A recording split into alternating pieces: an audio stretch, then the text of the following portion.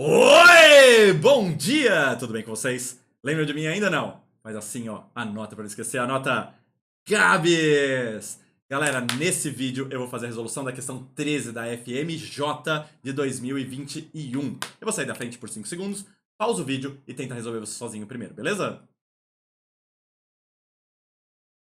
E aí, rolou? Vem comigo, vamos fazer juntos então. Um jogo consiste de 8 peças para cada jogador, dispostas em um tabuleiro quadriculado formado por 64 casas. Tabuleiro de xadrez convencional. Com o início do jogo disposto conforme a figura 1. Ó, essa linha de peças pretas, essa linha de peças brancas e acabou. Os jogadores fazem movimentos alternados chamados lances, movendo as peças apenas para frente, obedecendo as seguintes regras. No primeiro movimento de cada peça, esta pode avançar uma casa ou duas. E a partir do segundo movimento de cada peça, o avanço é de apenas uma casa por vez. E nem no xadrez. O primeiro movimento que você faz com o peão pode pular uma casa. Mas a partir daqui é só de uma em uma. Legal? Mas você pode não pular uma casa também e jogar uma casa só aqui também e depois outra aqui. Sem problema nenhum. Tá bom. Após os dois primeiros lances de cada jogador, o tabuleiro pode apresentar uma mesma configuração para sequências distintas de movimentos. O que ele quer dizer com isso, gente? Eu posso primeiro andar com esse pra cá, aí você anda com esse, aí eu ando com esse, e aí você anda com esse. Ou eu posso primeiro andar com esse, e aí você anda com esse. Aí eu ando com esses e você anda com esse. Por exemplo, tudo bem? Acaba dando o mesmo resultado, apesar de a gente ter feito movimentos distintos ao longo do jogo. Após os dois primeiros lances de cada jogador, o tabuleiro pode apresentar uma mesma configuração para sequências distintas de movimentos. Que é o caso, por exemplo, que eu fiz aqui de exemplo, né? A figura 2 mostra uma configuração que pode ser obtida por 4 sequências de movimentos distintas. Interessante. Então, vamos supor que, como convencionalmente acontece, as peças brancas comecem. Legal? Então, assim, vou chamar essa daqui de coluna 1, 2, 3, 4, 5, 6, 7 e 8.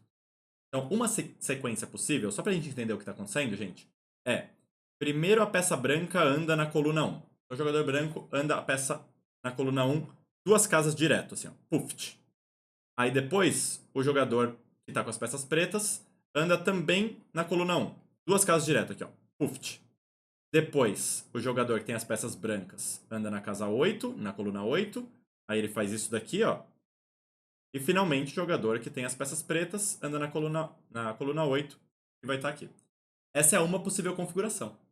Outra possível configuração é a seguinte: o jogador tem as peças brancas, move primeiro na coluna 8. Aí, o jogador que tem as peças pretas move na 1. Depois, coluna branca, ou jogador branco, coluna 1. Vai ser essa aqui. Segunda jogada, tô fazendo de verde. E o jogador que está com as peças pretas, coluna 8. Vai ser essa aqui. É uma outra sequência, ó, diferente da primeira, mas que tem o mesmo resultado. Na verdade, basta eu associar essas letras aqui, B1 e B8, a duas posições. A associação de dois elementos para duas posições é 2 fatorial. E P1 e P8 para duas posições. A associação de dois elementos para duas posições é 2 fatorial, que é permutação. Vai dar 2 vezes 2, que é 4, corroborando o que ele disse aqui. Isso aqui não é necessário para resolver o exercício, eu só falei isso tudo para vocês entenderem o que está acontecendo aqui e entenderem o exemplo. Talvez você esteja pensando: ai, Gabs, mas não pode, por exemplo, esse cara andar 1 e depois andar 1 e andar 1 e depois andar 1? Poder pode, mas aí são 4 jogadas. Aqui ele está falando em 2 lances, nos 2 primeiros lances, tá bom? Então isso daqui não faz parte dos 2 primeiros lances, não é uma jogada possível para os 2 primeiros lances, tá bom? Mas tem 4 jogadas possíveis mesmo para 2 lances. Beleza. Então eu vou deixar isso daqui escondidinho, vamos para a pergunta. Considere que não podem ser feitos movimentos em diagonal. Beleza, aí a gente já sabia porque o movimento era sempre para frente e para baixo, né? Para cima e para baixo. Após os 2 primeiros lances de cada jogador, o número de sequências distintas de movimentos que podem ser feitas é...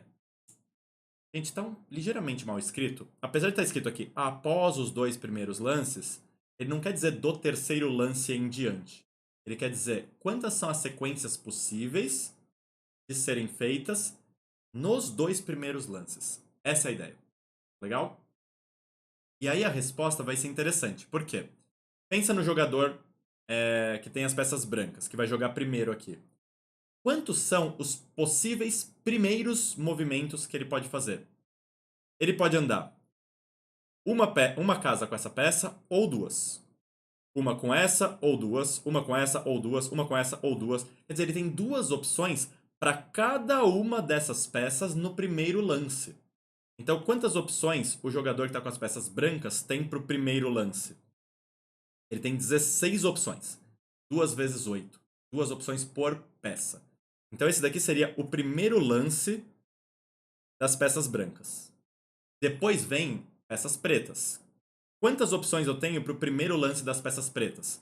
Ele pode andar de novo, duas por peça.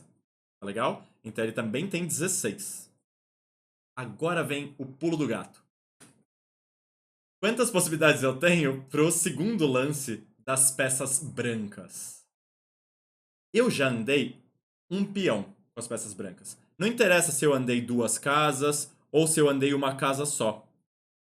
Esse peão que já andou não pode andar duas casas de uma vez mais. Legal? Então não interessa qual foi o movimento que eu fiz. Quantas opções o jogador que tem as peças brancas passa a ter como opções disponíveis? Apenas 15. Aí, Gabs, por que 15?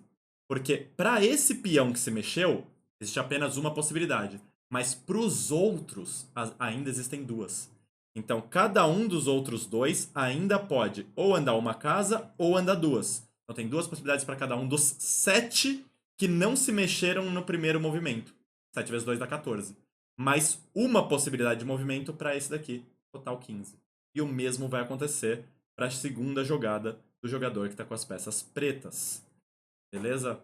Pelo princípio fundamental da contagem, a resposta desse exercício tem que ser a multiplicação disso daqui tudo. Legal? Agora é ter coragem para fazer essa multiplicação, né? Porque na hora da prova você não pode usar calculadora e eu particularmente não gosto de fazer conta. Então eu vou ensinar um truque muito legal para a gente fazer essa conta aqui super rápido. Eu vou enxergar esse 16 como sendo 8 vezes 2. Aqui é 8 vezes 2 também. Vou enxergar o 15 como sendo 3 vezes 5. E aqui é 3 vezes 5 também. Por que eu estou fazendo isso? Porque esse 2 multiplicando esse 5 dá 10. E esse 2 multiplicando esse 5 dá 10 também. O que já me deu 100. Vezes 8 vezes 8 vezes 3 vezes 3. Que é 64 vezes 9. Beleza? E aqui eu tenho algumas opções legais a fazer, mas uma delas é: eu sei que o número vai ter que acabar em zero, porque está multiplicado por 100. Na verdade, vai ter que acabar em 0, 0. Beleza? O que elimina essa e sobra E.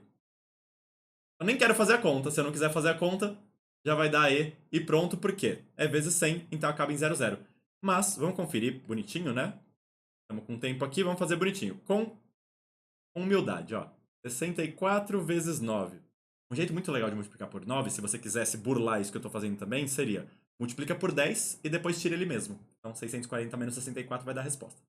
Mas eu vou fazer aqui bonitinho. 9 vezes 4 vai dar 36, vai 3, 9 vezes 6 dá 54, mais 3 dá 57. E acabou.